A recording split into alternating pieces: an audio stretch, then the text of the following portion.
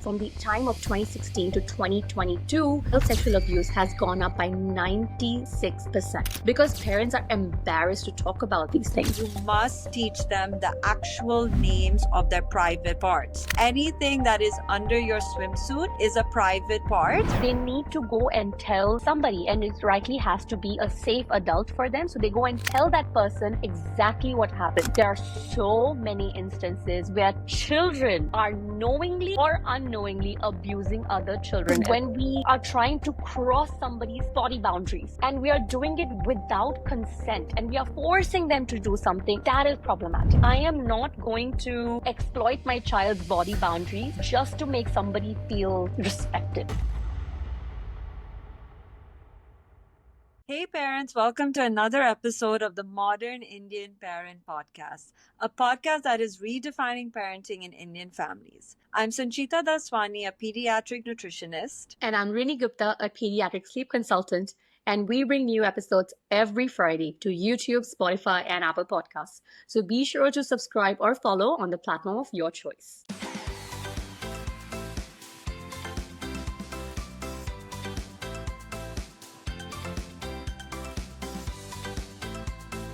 Today on this podcast, we're going to discuss a serious topic about teaching good touch and bad touch to children to prevent child sexual abuse. And I want to tell you that this is something that each and every parent needs to pay attention to because child sexual abuse is rampant across India and across all of the world.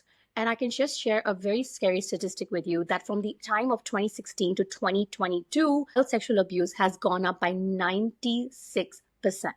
In 2022 alone, there were 162,000 reported cases of child abuse that happened. That is more than 400 children abused every single day. And the actual number could have been much higher. So you can imagine that this is happening all over the country and actually all over the world, which is why parents, we need to be aware of this thing so that we can protect our children in such scenarios. And Rinie, the reason that this topic is so important and why we have this episode is because today for our kids, it's not just about teaching them about stranger danger. That is not enough to prevent abuse because the alarming statistic is that 9 in 10 abusers are actually people that the kids are already familiar with.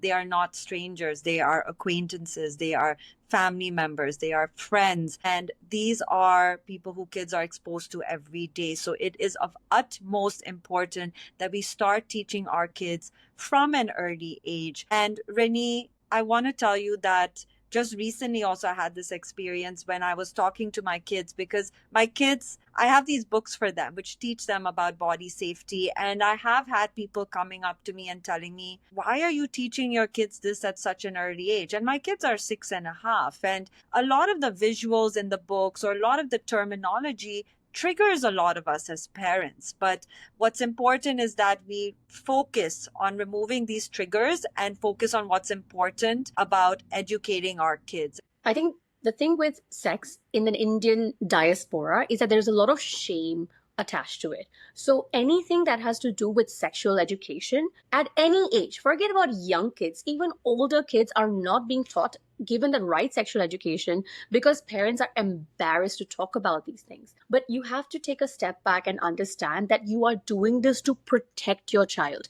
Talking about private parts, talking about giving them the right education about sexual body parts or good touch, bad touch, it's not going to take away their innocence. That is not the goal of this exercise. The exercise, we do this, we teach our kids about this to protect them from potential abuse, which is the real thing that's going to take away their innocence. So you're doing them a favor. You are actually protecting them by being open about this and getting over your own icks to talk about this with your kids. And I totally agree with you because your child is 6.5. My child is just about 3.5. And we started teaching her about this good touch, bad touch when she was 2+.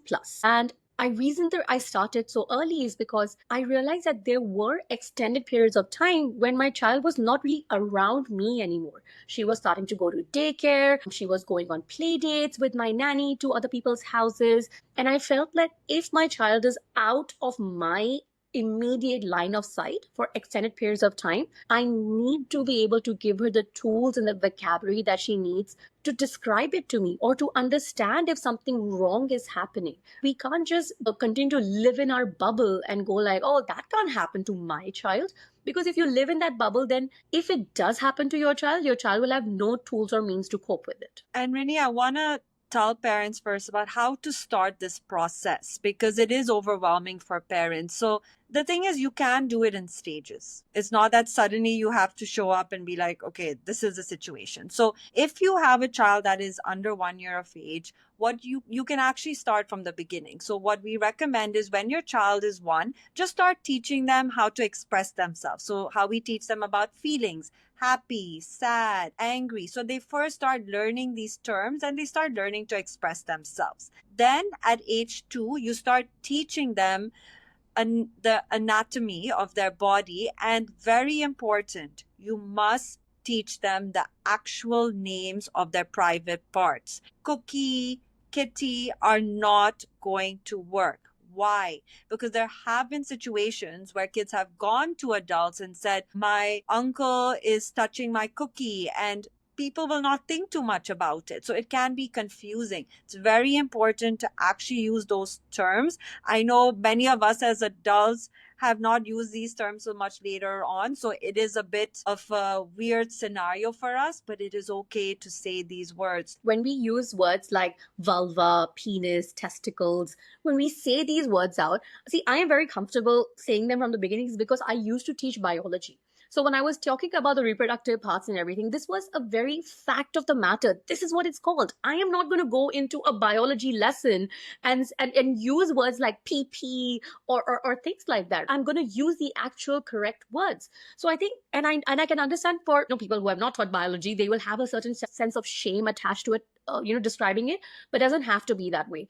There can be confusion that is caused by that. It's also from a law enforcement perspective. If the child actually reports something like this and they're not using the actual word, it's possible that you may not get a conviction if it goes down that road, right? And that is something you don't want to subject your child to from the mistake that we made, that we didn't teach the child the actual correct words of the body part, right? So by the latest by age 3, we start teaching our kids about private and non-private parts. So the way I taught my kids about this is using a swimsuit reference. So anything that is under your swimsuit is a private part, and that is something that is your own and should not be touched. And the another private part which we have to distinguish is your mouth as well, because so many times as parents we forget that, but the mouth is also considered a private part. So my kids learn really well with visuals and books, so I'd actually showed this to them and explained that in that way. So which books did you use, Sanchita, to teach your kids about private parts? So there are 2 books that I really love. And again, I had shown people these books and a lot of adults get triggered by these books. And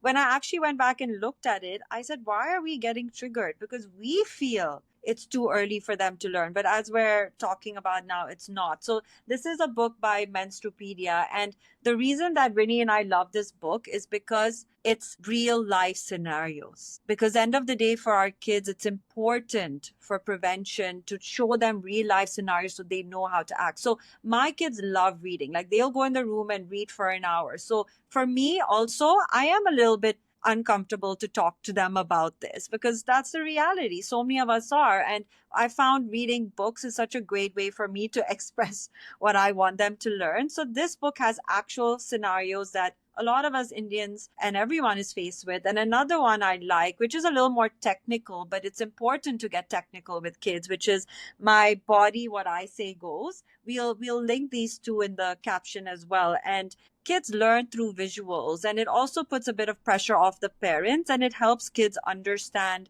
really well about it, but not in such a serious way, but also in an important way. And what about you, Rinie? How were you able to express these situations to your daughter? I think when it came to teaching about private parts, our first go-to point was books as well. And at the one you mentioned, my Menstrupedia, is called Adi and Anku Learn to Stay Safe. And a lot of people may not know this, but we actually interviewed the creator of this book, Rinie Gupta, on our podcast. And you can actually go and check out that episode as well. She's the founder of Menstrupedia. And she told me that Adi and Anku are actually the names names of her own children. And she shortened their names and she used these as characters in the book. And the whole goal of this particular book was to show them real scenarios, but not in gross, inappropriate ways, but in very child friendly ways, so that they understand, are able to recognize good situations from bad situations. So this is where we started as well. We started reading this book. We also read the book Private Parts Are Private by Jenny Saunders. And that's also very classic books about teaching children about private parts and what to do if you're in a bad situation. What my daughter did was she did something very interesting to help to internalize a message in this book, which was pretend play. So my kid is 3.5. Like, she started doing this when she was about 3 years old, and she loved doing pretend play. She will do it from the scenarios that she sees in the movie Frozen to what she reads in books. And I remember I read this book to her, and about a week later, she comes up to me and says, "Mummy, can you pretend that you're a bad guy who's showing me pictures of private parts?" Oh my God. At first, I was so shocked. I was like, oh my God, has she gone through this? I was just like really worried about, like, did she already experience this or something like that? But what she was trying to do is that she was trying to live this scenario in like real life through pretend play to understand what to actually do in it. So she comes and tells me that you pretend to be the bad guy. And then she goes to her dad and says, "Dad, I'm going to come and tell you that a bad guy is showing you pictures of private parts and you need to shoo them away." And we said, okay, let's do this, right? So then I just took like an aircon remote. I just showed it like, oh, look, hey, look, I'm going to show you pictures of private parts. Exactly the way I had showed her in the book, where you first say no and say, "This is my body." And then you say, you just go. She ran away. And then she said, did the tell, which is tell her dad that, like, "Dad, that bad guy is showing pictures of private parts." And then, her dad like angrily stormed in and goes like, "Don't do that to my daughter. She's blah, blah, blah." And then he kind of like shooed me away. And I thought that was such an interesting way that my child decided to internalize it. And I tell you, when we were doing this and our nanny was watching it, she was like, "Oh my God, this is so awkward. Like, what are these people doing?" But honestly, once we did this a few times, and this wasn't just the only time that she played this game with us, she continued to play it with us a few times over the next few weeks. It gave me that sense of confidence that if she's in an actual real scenario like this, she was going to know what to do. Because let's be real, when we think about sexual abuse, we are always thinking about where there's inappropriate touch involved. And often we are thinking about adults that would be responsible for this. But one thing that we are totally ignoring is that there are so many instances where children are knowingly or unknowingly abusing other children as well. And so much of it is happening through media exposure. God knows why, but tiny kids as young as 8, 9 years old have personal phones at this point, and they may or may not have safe search on. They may get hands on pornography through a parent's phone or somewhere on the internet. And then because they don't know what it is or they feel excited by it, they then share it with their friends and around them. And that is also a form of abuse, because you are showing explicit materials to other children. And if something like this happens, your child needs to know how to handle this. They need to understand how to describe it. They need to understand who to tell. I think role playing such scenarios is such an important way and a great way to helping them learn these things. In a very similar note, I also came across this reel on Instagram where the mom was basically teaching the swimsuit rule, but through actual body demonstration, right?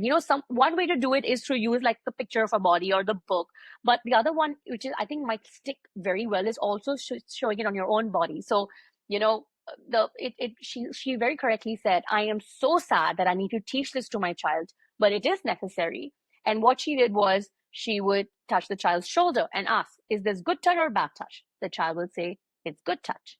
I will touch the head. "Is it good touch or bad touch?" "Good touch." Then I'll touch the chest. "Is it good touch or bad touch?" She will say, "Bad touch." Then you try to touch a private part, which is either the vagina or the buttock. And then you say, ask, "Is it good touch or bad touch?" When you do it in this manner, you make it very, very clear for the child if they are touched in this part, is it a good touch or a bad touch? And then they are able to actually understand their feeling about it a lot better, right? So I think These are simple ways to going about it, how to teach your child about what is good, what is bad. Yeah, and another thing that is a great way to teach kids about good touch and bad touch is about how they feel. So, for example, you can explain to them, and the books also explain it quite clearly, is that you will know it's a bad touch when you start feeling certain things. So, when you start feeling icky in your tummy, you start sweating, you get goosebumps, you start crying. There's quite a few examples here. Your heart beats really fast. So, you will know when that touch is not feeling comfortable. So you can talk to your kids about all these ways they could feel that can represent a bad touch. So I have explained that to my kids via this book as well, because from the time they're one, they have feelings, they are able to feel these things. So it's good to also explain it in this way. Absolutely. And I think like for older kids, this would work so much better because there's a complexity of emotion that comes in, right? Because see, touching private parts, especially for younger kids, could happen in a safe scenario as well, such as example, bathing or doctor appointments, where an adult does need to touch the private parts, but it's not necessarily a bad touch, right? So I think helping your child differentiate between these things by teaching them about the feeling, where does it feel bad? Does it feel uncomfortable? That is also something that I really think that more parents should talk about it to teach their children about this. Rennie, we've spoken about how to bring awareness to our kids and even ourselves as parents and the different ways. Now, what if, God forbid, our kids are in one of these situations? So they know that these situations can happen and they're identifying the different parts of their body. They're feeling more aware of this. Now, what if they're in this situation? If they are in a situation where where someone is touching them in a bad way, what is the plan of action that we should teach our kids on how to handle this situation? So I use the no go tell rule from the Menstrupedia book, which is the Adi and Uncle Learn How to Stay Safe. I feel like that there are many different ways to go about it, but the no go tell rule works quite well because first one is the no part of it, that if you are in a situation like this where they are either being exposed to private parts or somebody touching their private parts, or they are getting the child to touch the adults or the other child's private parts, basically it's any kind of a bad situation to be in, the first thing you say no. You are loud and clear and you say no. The second thing is go, which means that the child needs to physically remove themselves from this situation. They need to get away from this abuser and go to a different room or a different space. And the number three, the part is tell. So they need to go and tell somebody, and it rightly has to be a safe adult for them. So they go and tell that person exactly what happened. And this is why teaching them the right body parts, exposing them in advance, at least hinting to them what are the bad situations that you could possibly get involved in. It's so helpful because they'll be able to describe it to you. Even tiny little kids, as young as a 2.5 year old, can describe it to you in terms of what has happened so that you can take the appropriate action. So teach your child know, go, and tell. And this is covered in the book as well to kind of help and work as a learning aid for your child. And when it comes to tell, let's talk about that. So, who are they going to tell? So, it's very important that your kid understands who are these safe adults. And in the book, they also teach you about the 5 fingers, where you help your child identify 5 safe people so that they know that they can go and tell these people. So, for example, if your child is in a class, who would be a safe person that they can tell? If they're at home, who is that safe person? So help them identify in different situations who that safe person can be. And it doesn't have to be all 5, but it's important to have a few, because unfortunately the reality is that sometimes people in our close circle can do it, so can abuse a child. So it's important that there are a few, and a great way is to use your fingers and visually help your kids identify that. Yes, Sanchita, I think this 5 finger rule is something that is definitely a good starting point. I actually did a drawing activity with my child where I made her trace her hand onto a piece of paper. And then once it was done, I wrote down the name for 5 adults. So we kind of named them together. So for her, let's say it's mommy, daddy, nani, which is basically my mother, her teacher. And we named the teacher because every year teacher is changing. So in this case, we have to update the safe adult. So now her new class teacher is a safe adult, and our nanny, she calls her ate, right? So these are the five safe adults. So we traced them on the piece of paper. We wrote their names down. We even drew little pictures next to them, kind of like what represents this particular safe adult. And this is something that we had to repeat to her multiple times. Now, once your child has identified the safe adults, you need to go and tell those safe adults that your child has put them in that list. So they understand that, and you just go and have a very honest conversation. And I did that with my mother, with the nanny, as well as with my child's teacher. And I let her know that we have done this exercise. I've told my child about good touch, bad touch. If she's in a compromised scenario where she experiences bad touch or somewhere where she feels unsafe, she is going to come and tell you. And if she does, and I am not there, you need to comfort her, you need to believe in her, and you need to act upon it appropriately. Please don't brush aside what she says. Please don't try to say, "Oh, are you sure? Are you lying?" Don't say anything like that. Don't do anything to break her trust, because I think this is what happens. Where maybe, and I think maybe I've read a lot of stories like this, where even if a child musters the courage to talk about what happened to them to their safe adult, if their safe adult just goes and dismisses this and says, "Oh, that couldn't have happened," or they just say, "Are you sure you're not doing this for attention, or are you lying?" that child's confidence will be crushed, and they will absolutely never come back and open up to you again.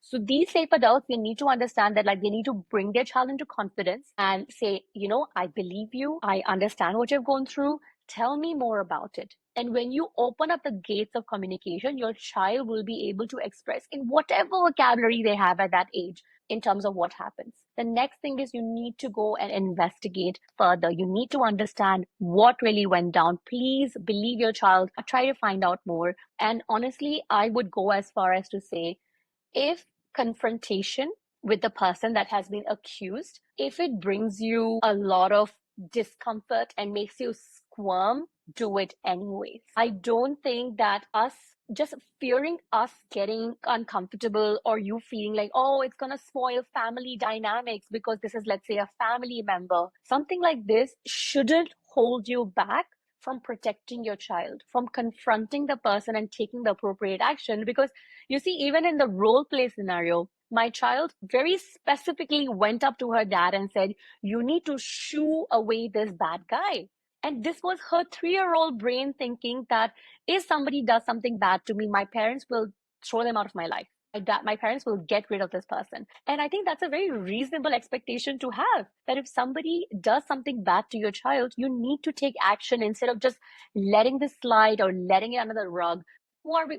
I mean, isn't that like one of the primary things we need to do as parents, which is protect our children, at whatever cost? And yeah, I have people who've told me it's so crazy about how much it's happened. And sometimes we think it's not going to happen to us or our kids. But like, people are telling me now, years later, I have adults telling me that they were abused as a child, but they were nervous. Or if they've told someone, they just be like, "Oh, you're probably just joking, or we're not going to take you seriously." Or I know it's happened in schools where they just didn't they weren't able to express themselves. So that's why this topic is so important. And I want to get into something that happens a lot in Indian families, which is when it comes to the grooming of a child and certain habits and actions that we set for them. Which is, for example, I know a lot of elders, when we're meeting family members, they say, "Oh, give them a hug or give them a kiss." And I know I feel uncomfortable with that, but it seems like a norm. Like, it's disrespectful if you don't hug the uncle or if you don't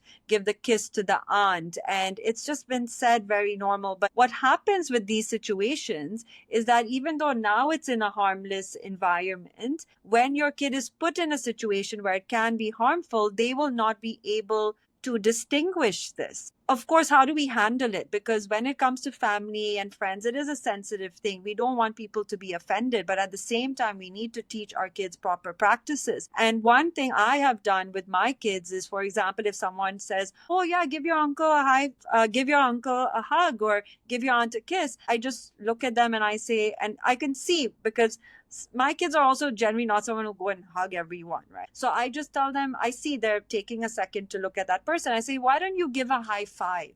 Because in that way, what happens is you're still respecting the adult by greeting them, but it's in a way that is giving that child a space and making them feel safe. And I feel that works really well, and it's worked really well for my kids. But it's so crazy about how people feel disrespected if it doesn't happen, and how common it is for us in these Indian communities to be all about hugging and kissing anyone around us. No, I totally get it. Like, I think I grew up in India and I saw that, like, a lot of the Indian people, they're very physically affectionate. Indians are more touchy feely, and I don't think there's anything wrong with that. The problem is when we are trying to cross somebody's body boundaries and we are doing it without consent and we are forcing them to do something or bribing them to do it. That is problematic. And I think that is where, because you see, when it comes to you mentioned, right, 9 out of 10 people who abuse the child are people who are known to the child. They are not strangers. And it's not that one fine day they just go and abuse the child. There is normally a grooming that happens. There is a pattern in which this adult tries to become close to the child. They try to invite the child to be in close quarters with them. They try to invite the child to trust them. They bring them lots of toys, gifts, chocolates. And I think these are all grooming behaviors that are harmful. But these are also harmless practices that other adults are doing, right? And I think a classic example is like, oh, come give me a hug. I'm going to give you a chocolate for that. I mean, when you look at it, when Nani is doing it, she's doing it with the best of intentions. You don't see the problem in it. But the exact same technique will be used by a perpetrator to get close to your child. And that is where the problem begins. And like you said, they won't be able to distinguish which one is right, which one is wrong. So I think from the beginning, we need to teach our child to kind of respect their body boundaries. And if somebody is not doing it for them, we need to actively step in. And it's the same thing. You said people are going to get offended by it. And I'm just going to be like, so be it. I am not going to exploit my child's body boundaries just to make somebody feel respected. That's not the way to go about it, right? So, like the way you offer the high five, I actually just step in and always just ask my daughter that, like, Sarah, do you want to hug them? And if she says no, and if she very clearly says, I don't want to do it, that's it. That's the end of discussion. We don't go beyond that and try to convince her or bribe her or anything like that to do it. And over time, I feel people who come in contact with my child because they have encountered the situation with, let's say, her once, where we have stepped in and gone like, nope, we have to ask her if she's okay with it. They actually don't normally try it again. They get the message. And let's say now if they want to hug, like even my child's grandparents, they will sometimes just ask, can I hug you? Can I give you a hug? Can I give you a kiss? And I think that is so much better than saying, come and hug me, come and kiss me. And I think that is, it's still okay to show affection physically. I don't think it's very wrong to do that, but you need to be able to gain the child's consent to do that. I think that's a bigger message here. It's so important to just teach our kids to respect themselves, to respect their bodies, and we shouldn't be ashamed if we have to be in situations where people will feel uncomfortable, because end of the day our kids are going to be on their own.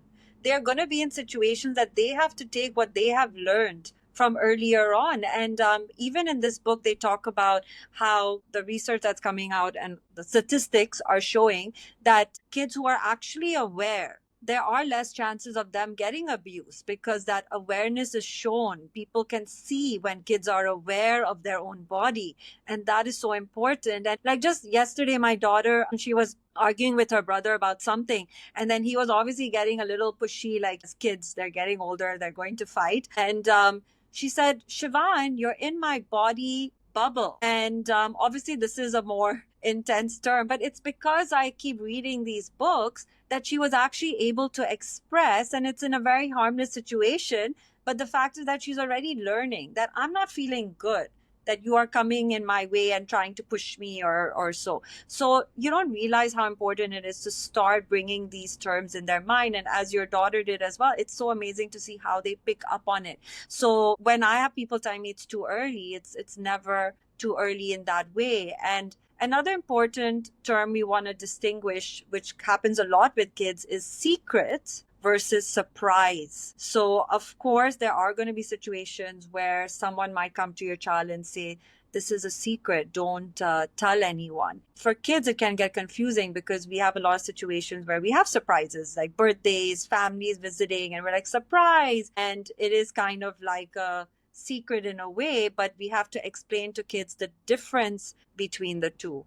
Yeah, you're completely right about that, Sanjita, because again, it's going back to something that is harmless in a situation like, for example, Nani gave ice cream to your child, before lunch. And then she says, you better keep this a secret because if you tell mommy, she's going to get angry. So this situation, which is actually harmless, teaches the child that secrets are okay. But imagine them now being with an abuser who abuses the child and then says, you have to keep this a secret because mommy's going to get angry. Now, in these scenarios, because you have made one secret okay, the other secret is also somehow normalized in your child's mind because they're like, oh my God, I have to keep it a secret. Otherwise, my mom's going to get angry with me. So that's why secrets are never okay in this house. Surprises are okay. And the difference is the secret is always going to be hidden, but surprises are eventually revealed. That is the big difference. So if you, let's say you tell the child that, just yesterday my kid made a welcome card for my friend. And I said, I want you to give it as a surprise. So you hide the card somewhere, let them come in, and then you give it to them and surprise them later. So even though she knows that something is hidden, she also knows eventually that's going to be coming out and everybody will know about it, right? But a secret is something that we always reiterate this over and over again. We don't have secrets in this family. Sarah doesn't have secrets from mommy and daddy because secrets are not a good thing. And you know what? Sometimes if we end up saying something in fun, say and this was my husband, and he went outside with her, and then they had like an ice cream and a waffle, and my kid is only allowed one sweet treat on the weekend, and she had two. And then he's like, oh my God, can you keep it a secret? She went and told my husband, she was like, Daddy, we don't have secrets in this family. Secrets are a bad thing. And I was just like, my husband came and told me about it. I was so proud of her because I think it's just when you repeat and reiterate the same thing over and over again, your children are absorbing these things and it's going to protect them, and I think it's such a simple but such a powerful tool. We just tell them we don't have secrets in this family. And I think one part of why this whole we don't have secrets in this family thing works in these harmless scenarios is because you need to also control your reaction. For example, this whole Nani and ice cream thing, if Nani would have told you, oh, she had ice cream, and you had actually gotten angry, then it only reinforces that to the child that, like, Nani was right. It is better to keep it a secret because mommy actually got really angry, right? And then an abuser would use this dynamic to their advantage and will use it to get your child to be scared of the parent and to not trust the parent. So, as a parent as well, we need to reevaluate our own reactions and really think about like, are reactions making the child trust us and we'll be able to tell us things, or are they making them scared of us and they'll try to hide things from us? So I think that's a part of a bigger conversation about getting children to trust you. But definitely the main thing is don't allow secrets in your house. Whatever you find out, have a very calm, settled reaction to them so that your child is actually invited to tell you more instead of getting scared of telling you things. And Rennie, when you're talking about trusting and our kids opening up to us, there are situations where kids do not feel comfortable or are nervous or scared for whatever it is, if they are being abused, to express that to the parents. So, in those situations, are there signs that we can maybe identify or look out for to maybe to be aware that maybe they are being abused? See, the thing with abuse is that it can come in any form. It could be actual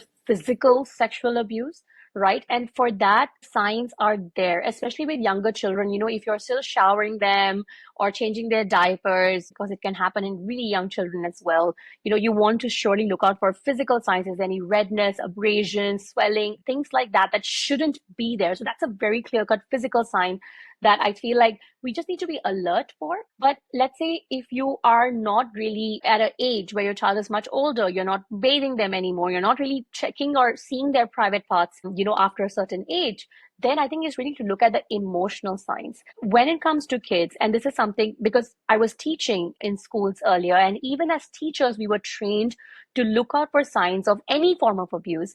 And the signs are very similar. You will see a sudden withdrawal in your child's, how much they talk, how much they're interacting and playing. They start to seem more anxious, especially around certain people. Like if there's a certain person who comes in and they are like very jittery around this person, they want to avoid contact, they want to run away from that person, then don't force them into scenarios to be close to that person, because there is probably something that they're afraid of and they're not comfortable around them. So I think just looking at signs of withdrawal and something that happens almost suddenly and them feeling anxious around a person are good signs to sort of go by. But at the end of the day, the thing that will really give you a clear understanding of what exactly is happening is your child being able to tell you, which is why we had this whole conversation that you need to equip your child with the right vocabulary, with the trust and confidence, with the steps, the no go tell steps to be able to tell you. And I want to share with you a thing that happened in Singapore, where very recently a mother was able to get a conviction for a daycare worker who abused her daughter who was as young as 3 years old. I think that was and the reason why she was able to get that conviction is firstly, when the abuse happened, the child was able to tell in very correct terms that this XYZ person touched my vagina. And she said these words to the mother at pickup. When the mother heard these words, she trusted her child. She immediately acted upon it and went and got the security footage from the school, right? She wasn't afraid. She didn't say that, like, oh, is it going to cause a kerfuffle? No, she just went ahead and acted on it because her child was able to communicate this in clear words. And that's how they got the conviction. Without any of these steps, if the child didn't have the vocabulary or if the mother hadn't acted upon it, this would have just slid under the rug and probably might have happened again. Because if an abuser is working at a daycare, can you imagine the number of children who would have been endangered? So I think when we teach our kids these things, we might not be protecting just our child, but many other children who are in contact with the same abuser. So I think these things, if you take the time to teach your children about this, it is so beneficial. Don't be an ostrich. Don't just stick your head in the sand and think, oh, this is never going to happen to me. And because my child is the safest, my child has so many caregivers around them, because you never know. And I think it's our Yes. responsibility to teach this to our kids. Yes, and we hope that this episode has brought some inspiration for you guys to take these actions. And I know it's hard, it's difficult, but it's very, very important. And that's why also we have this episode. We're also going to link these books for you before and certain resources so that you have these tools as parents to help your kids when it comes to ensuring body safety. Thank you so much for tuning in. If you liked the episode, please do subscribe to our channel and leave a comment down below and share it with your friends and family who have young kids so they too can learn how to keep their kids safe from sexual abuse. See you in the next episode.